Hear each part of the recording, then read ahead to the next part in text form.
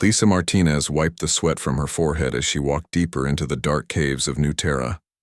The mining colony was quiet today, with most workers taking their rest day. She preferred it this way. The caves were peaceful when she was alone with her equipment and her thoughts. The 19-year-old geology student had been on New Terra for 6 months now, studying the strange rock formations that made this planet so valuable to Earth. Her scanner beeped softly as she moved through the narrow passages, recording mineral deposits and taking samples. This was her favorite part of the job. Out here, away from the busy colony, she could think clearly. New Terra sat on the edge of known space, far from Earth and the safety of the inner colonies. It was a rough place, full of miners and traders who came looking for quick money. Lisa knew it was dangerous, but she loved the work too much to care. Besides, the caves were supposed to be safe. No one ever came this far from the main mining areas. She was wrong. The sound came first, a low rumbling that seemed to shake the cave walls. Lisa stopped walking and listened. Her heart began to beat faster. That was not the sound of mining equipment. That was something else entirely. Heavy footsteps echoed through the darkness ahead of her. Each step was deliberate and loud, like someone wearing metal boots on stone. Lisa turned off her scanner and listened more carefully. The footsteps were getting closer. She had heard stories about alien encounters on the outer colonies. Most of them ended badly for humans. The galaxy was full of species that saw Earth's people as weak and easy targets. Lisa looked around for somewhere to hide, but the cave passage was too narrow and open. A massive shadow appeared around the corner ahead of her. Lisa's breath caught in her throat as she saw what was coming toward her. The creature was enormous, easily 8 feet tall and covered in dark scales that seemed to absorb the light from her headlamp. Its arms were thick as tree trunks, ending in hands that had sharp claws instead of fingers. The alien's head was elongated and reptilian, with bright yellow eyes that seemed to glow in the darkness. When it opened its mouth, Lisa could see rows of sharp teeth. This was a Kethmori warrior, one of the most feared species in the galaxy. Lisa had seen pictures of them in her xenobiology classes, but seeing one in person was completely different. The creature radiated power and menace. Every movement was controlled and predatory, like a hunter that had found its prey. The Kethmori stopped when it saw her. Its yellow eyes focused on Lisa with what looked like amusement. It said something in its own language, a series of harsh growls and clicking sounds that hurt her ears. Lisa did not understand the words, but the tone was clear. The alien was mocking her. Lisa's hands shook as she backed against the cave wall. She knew she should run, but her legs felt frozen. The Kethmori was between her and the way out. Even if she could move, the alien was much faster than any human could be. The warrior took a step closer, and Lisa could smell its scent. It was sharp and metallic, like heated steel mixed with something organic and unpleasant. The alien's claws began to glow with a faint blue energy. Lisa had heard about Kethmori energy weapons. They could cut through steel like paper. The alien spoke again, this time in broken English. Little human, so far from home, so weak. Its voice was deep and rough, like rocks grinding together. Your species thinks it belongs in space, but you are nothing. Food for real warriors. Lisa found her voice, though it came out as barely a whisper. Please, I have not done anything to you. I am just a student. The Kethmori laughed, a sound like breaking glass. Student? Learning what? How to die? It raised its clawed hand, energy crackling between the sharp points. I will teach you about real power. Lisa pressed herself harder against the cave wall. She could feel the cold stone through her work clothes. There was nowhere to go, nowhere to hide. The alien was going to kill her, and no one would ever know what happened. Her body would be found days later, if at all. But something inside Lisa refused to give up. She had not come all the way to New Terra just to die in a cave. She had dreams, plans for her future.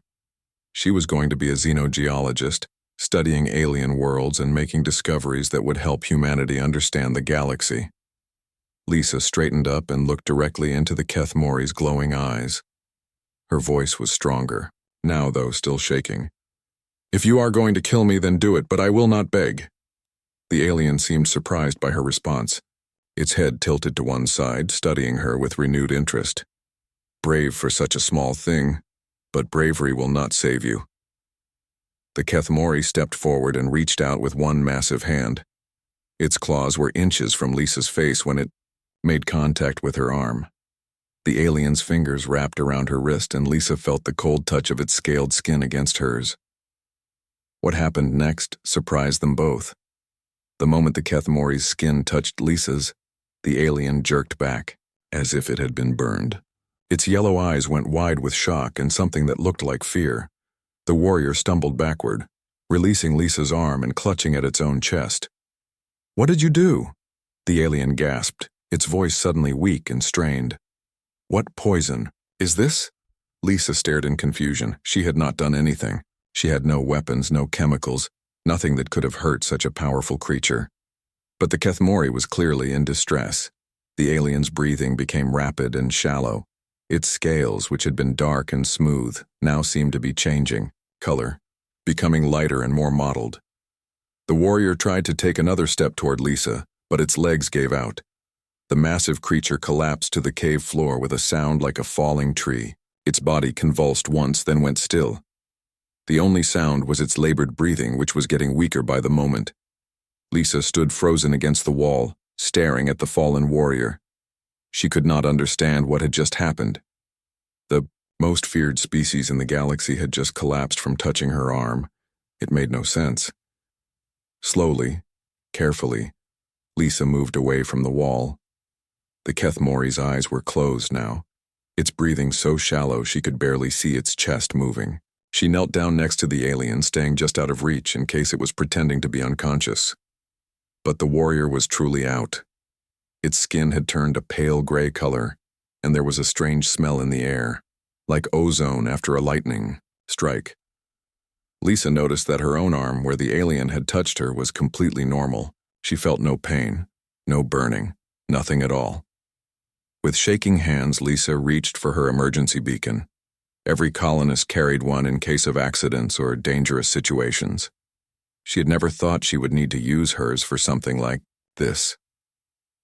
The beacon activated with a soft chirp, sending out a distress signal that would reach the colony's security station within minutes. Lisa gave her location and tried to explain what had happened, though she was not sure anyone would believe her story.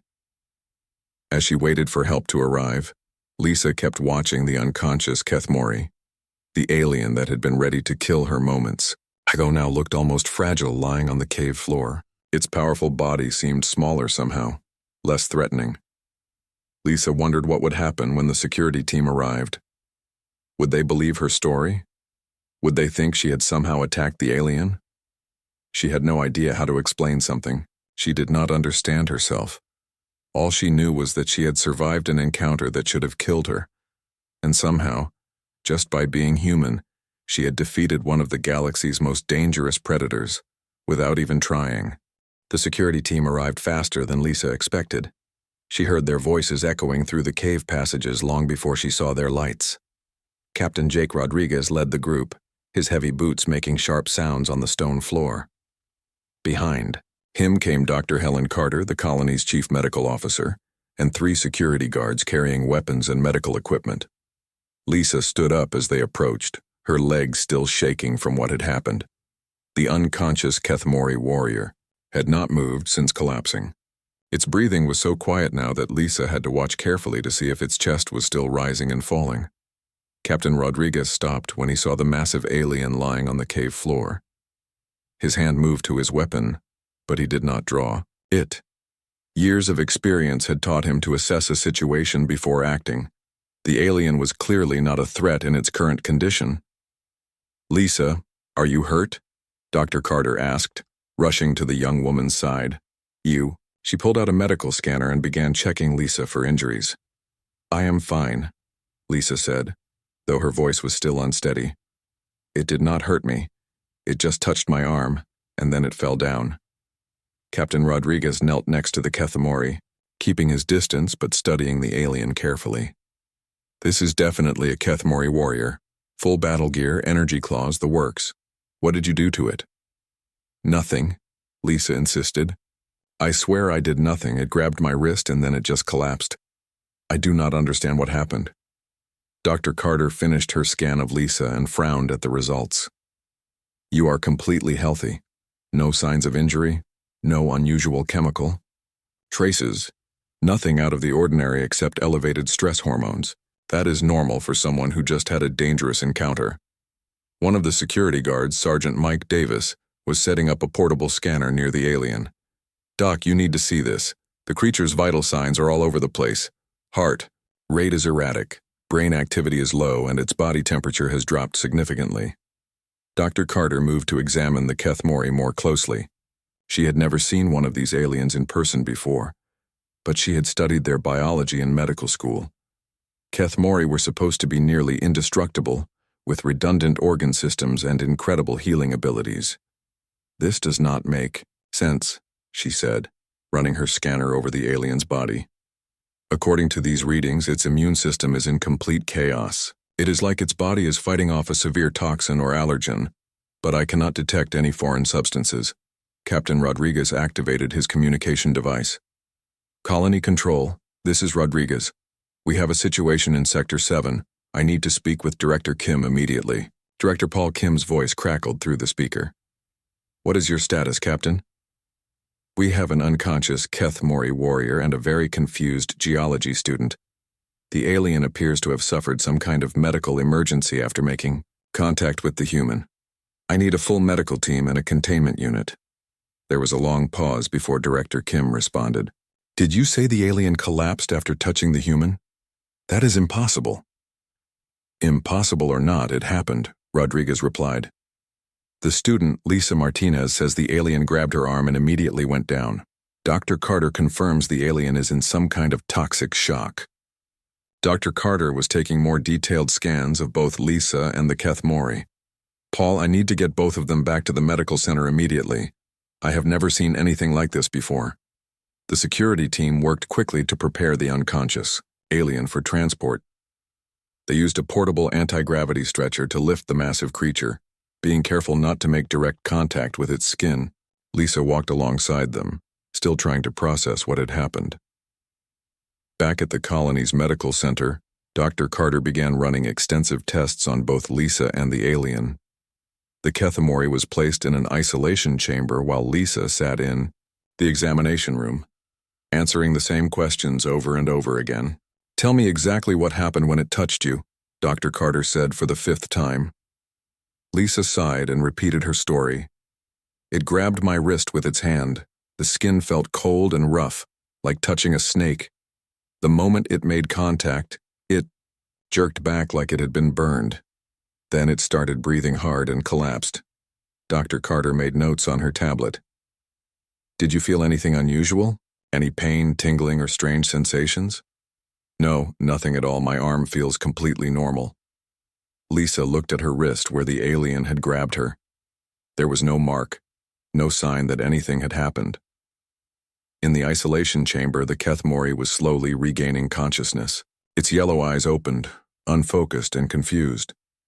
The alien tried to sit up but was too weak to move much. Dr. Carter activated the translation system so they could communicate. Where am I? The alien asked, its voice weak and raspy through the speakers. You are in a medical facility on New Terra, Dr. Carter replied. You collapsed in the caves. Do you remember what happened? The Kethmori's eyes focused with difficulty. The human, the small female, she poisoned me. What weapon did she use? She did not use any weapon. According to our scans, she has no toxins or chemicals on her body. Impossible, the alien growled, though even that sound was weak now. No creature can harm a Kethmori warrior with bare skin. We are immune to biological warfare. Dr. Carter studied the alien's medical readings again. Your body is reacting as if you were exposed to a severe allergen or toxin, but we cannot find the source. What is your name? I am Zefak of the 7th War Clan, the alien replied with what little pride it could manage. I am a hunter of weak species, but that human, she used forbidden arts against me. Lisa, who had been listening to the conversation, stepped closer to the observation window. I did not do anything to you. I was just standing there, scared for my life. Zephak's eyes turned toward her voice, though he could not see through the one-way glass. Your fear means nothing. You attacked me with poison. Admit your crime. There was no poison, Dr. Carter said firmly. We have tested everything. The human shows no signs of carrying any harmful substances. Meanwhile, Captain Rodriguez was in Director Kim's office, making reports to Earth Command. The situation was unprecedented. No one had ever heard of a Kethmori warrior being defeated by simple human touch. The implications of this are enormous, Director Kim said, pacing behind his desk. If other species learn that humans can somehow harm Kethmori just by touching them, it could change everything. Or it could make us targets, Rodriguez replied. If the Kethmori think we have some kind of biological weapon, they might decide to eliminate us before we can use it against them. Back in the medical center, Dr. Carter was making a discovery that would shock everyone. She had been comparing Lisa's blood work with samples from other humans in the colony database. What she found was subtle but significant. Lisa, I need to ask you about your family history, Dr. Carter said. Specifically about your immune system and any unusual medical conditions. I have always been healthy, Lisa replied. My family has good genes, I guess. My grandmother lived to be 98 and my parents are still active in their 60s. Dr. Carter nodded, making more notes. What about allergies? Do you have any severe reactions to foods, animals, or environmental factors? No, nothing like that. I have always been able to eat anything and go anywhere without problems. Dr. Carter was beginning to form a theory, but she needed more data to confirm it. She contacted the Earth Medical Database and requested information about human biochemistry and immune system variations. While waiting for the data, she continued monitoring Zephak. The alien warrior was slowly recovering, but its body chemistry was still unstable. Every few minutes, its vital signs would spike, and then drop again, as if its system was trying to process something it could not handle. Dr. Carter, Lisa said quietly, am I dangerous? Could I hurt other people the way I hurt that alien? Dr. Carter looked at the young woman with sympathy. I do not think you are dangerous to other humans, Lisa. But until we understand what happened, we need to be careful. The colony was buzzing with rumors about the incident. Word had spread quickly among the miners and support staff. Some people were calling Lisa a hero for defeating a Kethmori warrior. Others were worried that she might be carrying some kind of disease. Director Kim called a meeting with his senior staff to discuss the situation. We need to control the information flow, he said. If this gets out to the wrong people, it could cause panic or even start a war. But it was already too late. Unknown to the colonists, Kethmori communication networks had detected Zephak's distress signals. His clan brothers were already asking questions about why a warrior had gone silent during what should have been a simple intimidation mission. Dr. Carter finally received the data she had requested from Earth. As she studied the information, her suspicions were confirmed.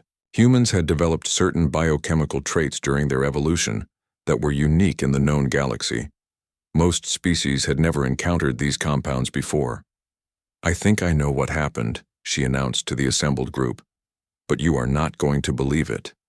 Dr. Carter stood in front of the assembled group in Director Kim's office. Captain Rodriguez, Director Kim, and several other senior staff members waited for her explanation. Lisa sat quietly in the corner, still trying to understand how she had become the center of such a massive situation. What I'm about to tell you will sound impossible, Dr. Carter began, but the evidence is clear. Humans appear to be naturally toxic to Kethmori. Director Kim leaned forward in his chair. Toxic? How is that possible? We have had contact with dozens of alien species without any problems. That is exactly the point, Dr. Carter replied. We have been so focused on finding ways to coexist with other species that we never considered the possibility that our biology might be harmful to some of them.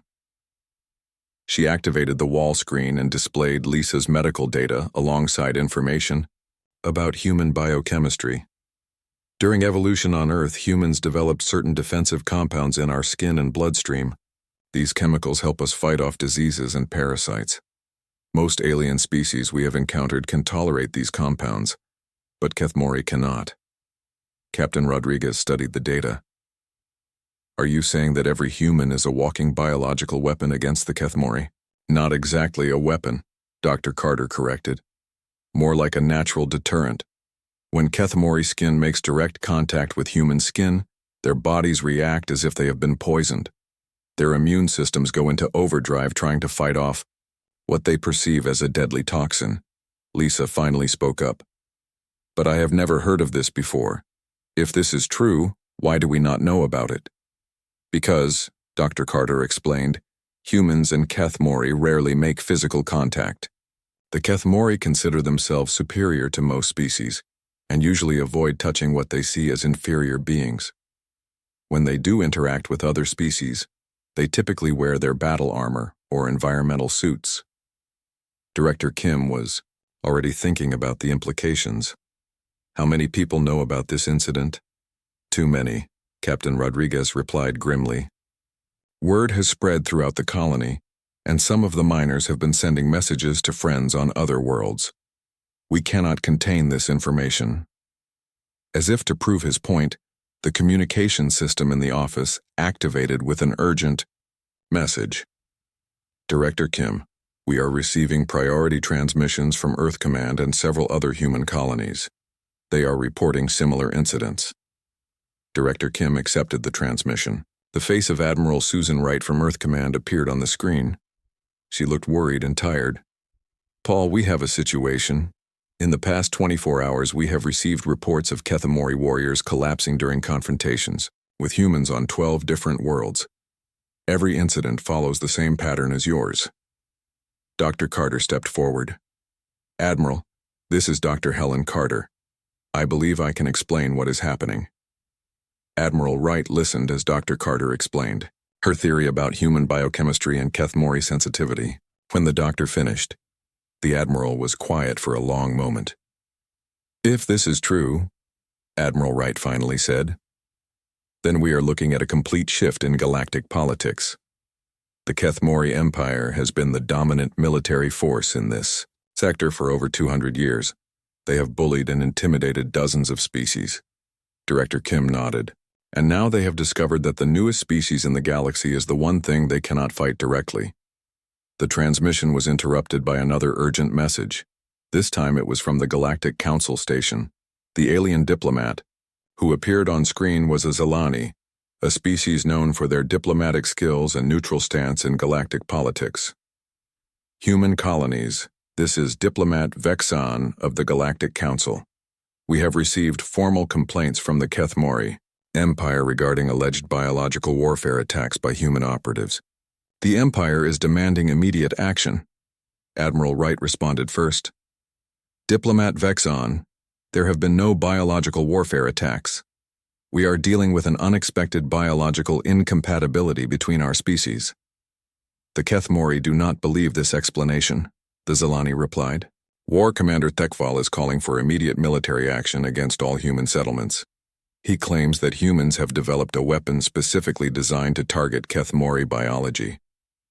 Lisa felt her stomach drop. The thought that her encounter in the cave could lead to a war was overwhelming. She had just been trying to do her job and study geology. Now entire worlds might be in danger because of something she could not control. Meanwhile, across the galaxy, the news was spreading like wildfire. On the industrial world of Kepler Station, miner Tony Garcia was having his own encounter with a Kethmori warrior. The alien had cornered him in a supply room, intending to steal valuable mining equipment. But when the Kethmori grabbed Tony's arm to throw him aside, the same thing happened.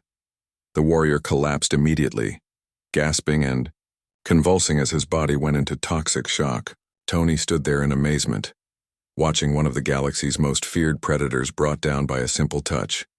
Similar scenes were playing out on human colonies throughout known space.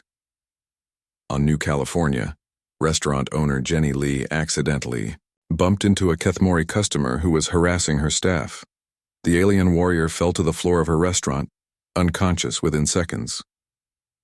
On the research station orbiting Proxima Centauri, Scientist Dr. Kevin Park was conducting routine experiments when a group of Kethmori raiders tried to steal his equipment.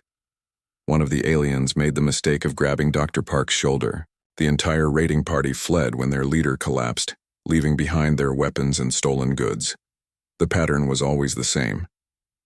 Kethmori warriors, accustomed to using physical intimidation to get what they wanted, would make contact with humans and immediately suffer biological collapse. The proud warrior species was discovering that their greatest weakness was the galaxy's newest member.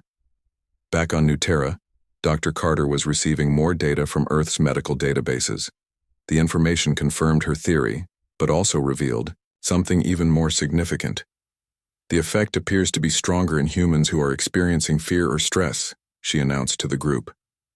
Lisa's readings from the cave show elevated levels of certain defensive hormones. When humans feel threatened, our bodies naturally produce more of the compounds that are toxic to Kethmori. Captain Rodriguez understood the implications immediately. So the more aggressive the Kethmori are toward humans, the more dangerous humans become to them. Exactly, Dr. Carter confirmed. It is like a perfect biological defense mechanism. The species that tries to intimidate or harm humans becomes unable to touch them without suffering severe consequences. Director Kim was reading reports from other colonies on his tablet. The Kethmori Empire is in chaos. Half their military commanders are calling for war, while the other half are demanding explanations for why their warriors keep collapsing. The communication system activated again with another message from Admiral Wright. Paul, I need Dr. Carter to come to Earth immediately. The Galactic Council has called an emergency session, and we need our best xenobiologist to explain this situation. Dr. Carter nodded. I can be ready to leave within hours. Lisa stood up suddenly. I want to come with you. Everyone in the room turned to look at her. Director Kim shook his head. Lisa, that might not be safe. You could become a target. I am already a target, Lisa replied. This whole situation started because of what happened to me. If there is going to be a war over this, then I want to help prevent it. Dr. Carter considered the request. You might be right. Having the first documented case present could help our argument that this is natural biology, not weapons development. Captain Rodriguez was not convinced. If the Kethmori see her as the source of this threat, they might try to eliminate her specifically. Then we protect her. Admiral Wright said through the communication link. Lisa Martinez may be the key to preventing a galactic war. If her story can convince the Council that this is a natural phenomenon, we might be able to find a peaceful solution. As they prepared for the journey to Earth, more reports continued coming in. Kethmori warriors throughout the galaxy were learning to avoid direct contact with humans, but the damage to their reputation was already done. Species that had been oppressed by Kethmori aggression for centuries were beginning to see humans as potential allies or protectors. The Rigelian trade unions sent messages expressing interest in forming alliances with human colonies. The Altarian mining consortiums offered to share technology in exchange for human protection against Kethmori raiders. Even the usually isolationist Vegan Federation reached out to discuss possible cooperation. Lisa packed her few belongings, still amazed at how quickly her life had changed. 2 days ago, she had been a simple geology student studying rocks in a cave. Now she was going to Earth to help prevent an interstellar war. Dr. Carter found her in her quarters as she was finishing packing. Are you sure about this, Lisa? Once we leave Nuterra, there will be no going back to your quiet life. Lisa looked at her reflection in the small mirror on her wall. She looked the same as always, just a young woman with dark hair and brown eyes. Nothing about her appearance suggested that she could bring down alien warriors with a touch. The journey to Earth took 3 days through hyperspace. Lisa spent most of the time studying galactic politics and alien biology with Dr. Carter. She needed to understand the complex relationships between different species if she was going to help at the Galactic Council meeting. The council station was massive, bigger than any structure Lisa had ever seen. It floated in space between 3 star systems, neutral territory where all species could meet safely. As their transport ship docked, Lisa could see vessels from dozens of different worlds in the station's bays. Ambassador Maria Santos met them at the airlock.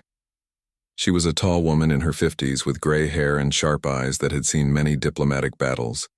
She greeted Dr. Carter warmly but studied Lisa with obvious curiosity. "So you are the young woman who started all this trouble," Ambassador Santos said with a slight smile. "You look very ordinary for someone who has shaken the foundations of galactic politics." Lisa felt nervous under the ambassador's gaze. "I never meant to cause any problems. I was just trying to do my job. The best revolutions often start that way," the ambassador replied. "Come, we have much to discuss before the council session begins." They walked through the station's corridors, passing groups of aliens from species Lisa had only seen in textbooks. The Zilani moved gracefully on their long legs, their blue skin shimmering under the artificial lights. The Regelians floated in their environmental suits, their gaseous bodies shifting colors as they communicated. Even the proud Altarians, with their crystal-like features, seemed to watch Lisa with unusual interest. "Word of your encounter has spread throughout the station," Ambassador Santos explained. "Many species are very curious about humans now. Some see us as potential allies against Kethmori aggression. Others are worried that we might be more dangerous than we appear." They reached the human embassy section, where Admiral Wright was waiting with several other Earth officials. The Admiral looked tired, but determined. She had been working around the clock to prevent the situation from escalating into open warfare. "Lisa, thank you for coming," Admiral Wright said. "Your testimony could be crucial in convincing the Council that this is a natural phenomenon, not an act of war." Dr. Carter had prepared a detailed presentation about human biology and the biochemical compounds that were toxic to Kethmori. But Lisa knew that her personal story would be just as important. She would have to relive that terrifying moment in the cave in front of representatives from dozens of worlds. The council chamber was enormous, with seating arranged in concentric circles around a central speaking area. Each species had their own section, designed to accommodate their different physical needs. The humans sat in a small area near the back, reflecting their status as one of the newest members of the galactic community. Lisa looked around at the assembled delegates and felt overwhelmed. The Kethmori section was prominent near the front, filled with warriors in ceremonial armor. Their leader, War Commander Thekval, was even larger than Zephak had been. His yellow eyes scanned the human section with obvious hostility. The session began with Diplomat Vexon calling for order. The Zilani's voice carried clearly through the chamber's translation system, reaching every delegate in their own language. "Are here to address the serious allegations made by the Kethmori Empire against the human species," Vexon announced. "War Commander Thekval, please present your case." Thekval rose to his full imposing height. When he spoke, his voice was like thunder rolling across mountains. "Honored delegates, the humans have developed a biological weapon specifically designed to harm Kethmori warriors. In the past week, 17 of our finest fighters have been attacked and poisoned by human operatives." He activated a holographic display showing footage from security cameras on various worlds. The images showed Kethmori warriors collapsing after contact with humans, but the camera angles made it look like the humans were deliberately attacking the aliens. "These unprovoked assaults represent a clear act of war," Thekval continued. "The human species must be contained before they can use this weapon against other members of the galactic community." Murmurs ran through the chamber as delegates discussed what they had seen. Lisa noticed that many of the aliens looked worried. The idea of humans as a biological threat was clearly concerning to species that had never encountered anything like this before. Ambassador Santos stood up when it was time for the human response. She walked to the central speaking area with confidence, despite the hostile atmosphere in the chamber. "Honored delegates, the Kethmori accusations are based on a fundamental misunderstanding of what has occurred," she began. "Humans have not developed any weapons. What we are dealing with is an unexpected biological incompatibility between our species." She introduced Dr. Carter, who began her presentation about human biochemistry. The doctor explained how humans had evolved certain defensive compounds during their development on Earth, and how these compounds appeared to be toxic to Kethmori physiology. But many of the delegates seemed skeptical. The concept of accidental biological warfare was difficult, for them to accept. Several species had evolved their own defensive mechanisms, but nothing as dramatic as what the humans seemed capable of. Then it was Lisa's turn to speak. She walked to the center of the chamber on unsteady legs, aware that hundreds of alien eyes were watching her every move. The translation system picked up her voice and carried it to every corner of the vast space. "My name is Lisa Martinez," she began, her voice barely above a whisper. 6 days ago, I was a geology student on New Terra. I had never seen a Kethmori warrior before. I had no weapons, no training, and no knowledge of biological warfare. She paused, gathering her courage, then continued in a stronger voice. I was alone in a cave collecting rock samples for my research when Zefak found me. He was enormous and terrifying. His claws were glowing with energy, and he told me he was going to kill me. Lisa described the encounter in detail, explaining how frightened she had been and how certain she was that she was going to die. She told them about standing up to the alien despite her fear, and how shocked she had been when he collapsed. "I did not attack him," she said firmly. "I did not poison him. All I did was exist as a human being. If that makes me a weapon, then every human in the galaxy is a weapon just by being alive." War Commander Thekval stood up angrily. "You lie. Human.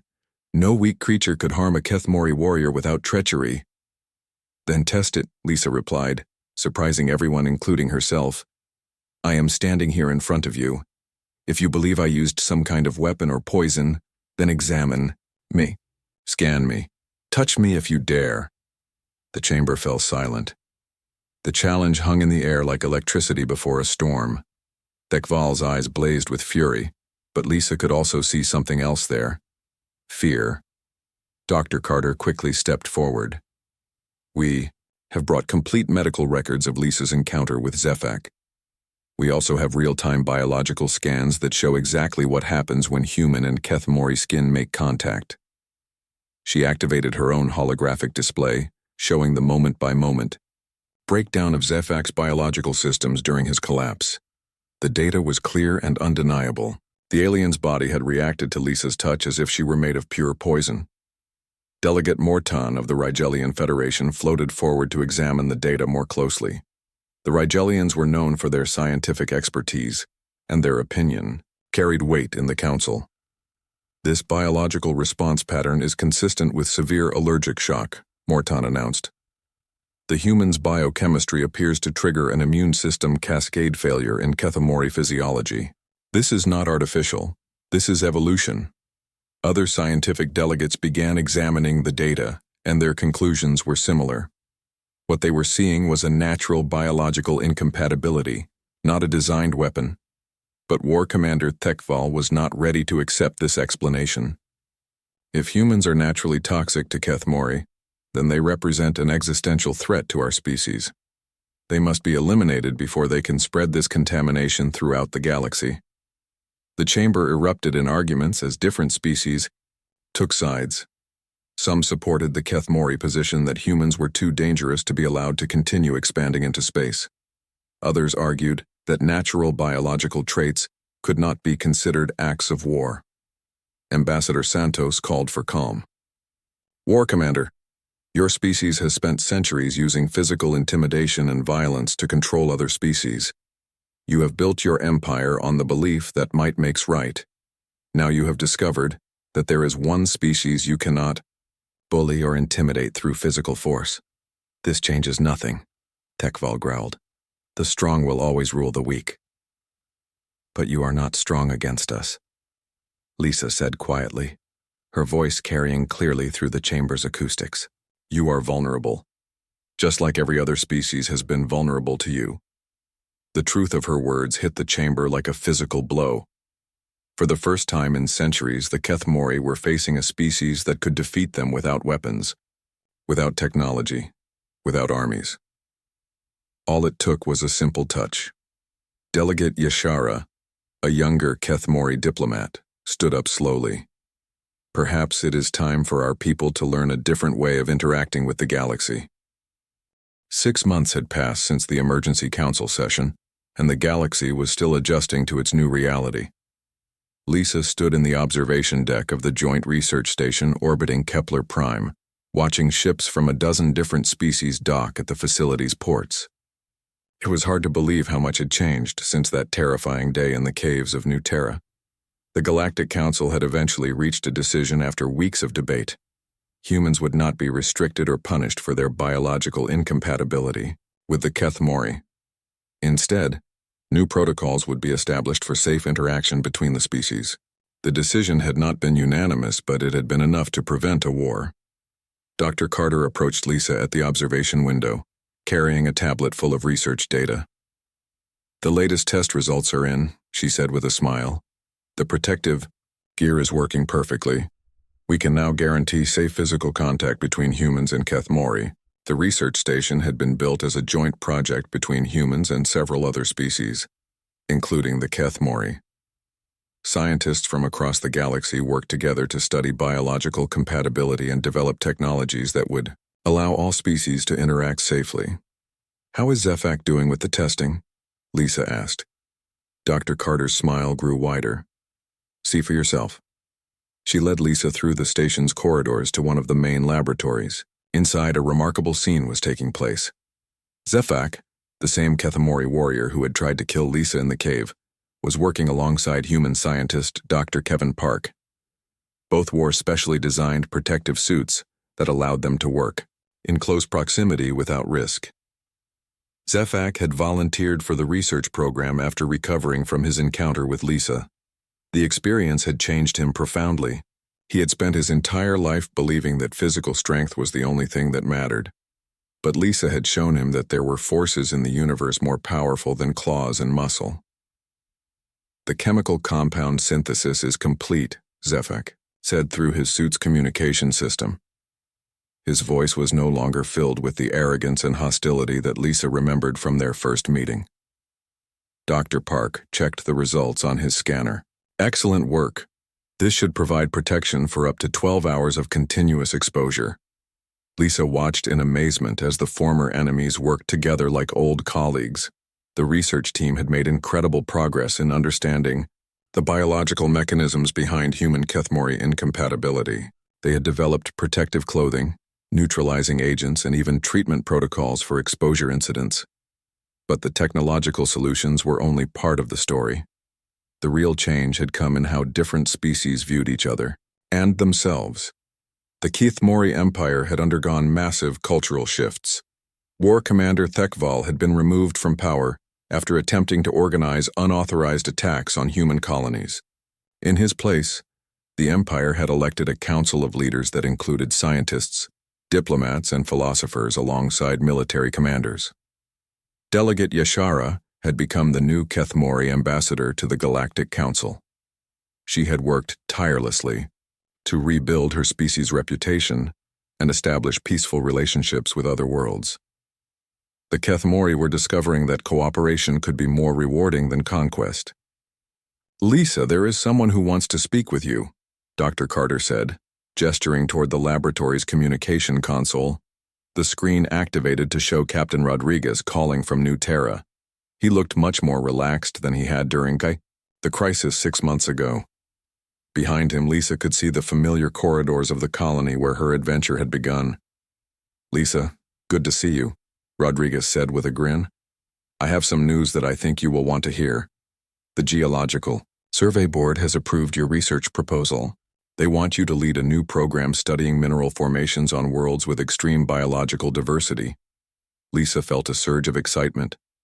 After everything that had happened, she had been worried that her scientific career might be over. Instead, she was being offered the opportunity to do exactly the kind of work she had always dreamed of. "The position would be based here on New Terra," Rodriguez continued, "but you would travel to research sites throughout the galaxy. The pay is excellent, and you would have your own team of scientists from multiple species, including Keth Mori researchers," Lisa asked. "If you want them," Rodriguez replied. "The Empire has some excellent geologists who are eager to work with human scientists. They are particularly interested in studying how different planetary environments affect biological development." Lisa looked around the research station, thinking about how much her life had changed. She had started as a scared student hiding in a cave, but she had become a symbol of how different species could overcome their differences and work together. Dr. Carter was reading another message on her tablet. Speaking of working together, we just received confirmation that the Rigelian Federation wants to establish a permanent research exchange with Earth.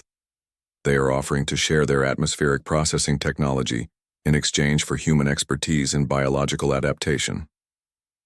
The implications were enormous. Humans had gone from being newcomers struggling to find their place in the galaxy to being sought-after partners by some of the most advanced civilizations in known space.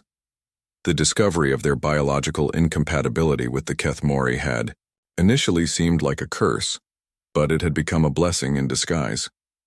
Other species that had been oppressed or intimidated by Kethmori aggression now saw humans as potential allies and protectors. Trade agreements, research partnerships, and defense pacts were being signed at an unprecedented rate. Zefak finished his work in the laboratory and approached Lisa's observation area. Even through the protective suit, she could see that he moved differently now. The predatory swagger was gone, replaced by something more thoughtful and measured. "Lisa Martinez," he said formally, "I request permission to speak with you." "You do not need permission," Lisa replied. "We are colleagues now." Zefak seemed to consider this for a moment. "It is difficult for me to accept that concept. My entire life I was taught that strength comes from dominance over others. You showed me that real strength comes from understanding and cooperation." "I was just trying to survive," Lisa said honestly. "I never intended to teach anyone anything." "Perhaps that is why the lesson was so powerful," Zefak replied. "You faced a creature that terrified you, but you did not run or beg. You stood your ground and remained true to yourself. That took more courage than any warrior's charge into battle." Dr. Carter joined their conversation. "Zefak has become one of our most valuable researchers. His understanding of Kethmori biology has been essential to developing the safety protocols." "I have learned much about human resilience as well," Zefak said. "Your species does not have our physical strength or the technological advantages of other civilizations, but you have something more valuable. You adapt and survive in ways that others cannot." Lisa thought about his words as she looked out at the diverse collection of ships in the station's docking bays. Humans had indeed proven to be remarkably adaptable. They had taken what could have been a catastrophic biological incompatibility and turned it into an opportunity for greater understanding and cooperation. The communication console activated again with a priority message from Earth. Admiral Wright appeared on the screen, looking pleased but also slightly overwhelmed. "Lisa, I wanted to inform you personally that the Galactic Council has approved the proposal for a new Biological Compatibility Research Institute. The facility will be built in the Sol system, and the Council wants you to serve as its first director." Lisa felt her breath catch. She had never imagined that her accidental encounter with Zefak would lead to such opportunities. "Admiral, I am honored, but I am not sure I am qualified for such a responsibility." "You are more qualified than anyone else in the galaxy," Admiral Wright replied. "You have lived through the discovery that changed everything. You understand both the dangers and the opportunities that come with biological diversity among species." "Doctor." Carter put a hand on Lisa's shoulder. "It would be an incredible opportunity to shape how different species interact for generations to come." Lisa looked around at the research station, at the humans and aliens working together in ways that had been unimaginable just months before. She thought about her simple goal of studying rocks and minerals, and how it had evolved into something much larger and more important. "I accept," she said finally. "But I have conditions. Zefak gets to be the deputy director, and we establish research partnerships with every species in the galaxy that wants to participate." Zefak's yellow eyes widened in surprise. "You would trust a former enemy with such responsibility?" "You are not my enemy," Lisa replied. "You are proof that anyone can change and grow. If we are going to build a better galaxy, we need leaders who understand what it means to overcome their past mistakes." Admiral Wright smiled broadly. "I will present your conditions to the Council, but I am confident they will be approved." "When can you start?" Lisa looked out at the stars beyond the station's viewports. Somewhere out there were worlds she had never seen, species she had never met, and discoveries waiting to be made. Her journey had started with fear in a dark cave, but it was continuing with hope among the stars.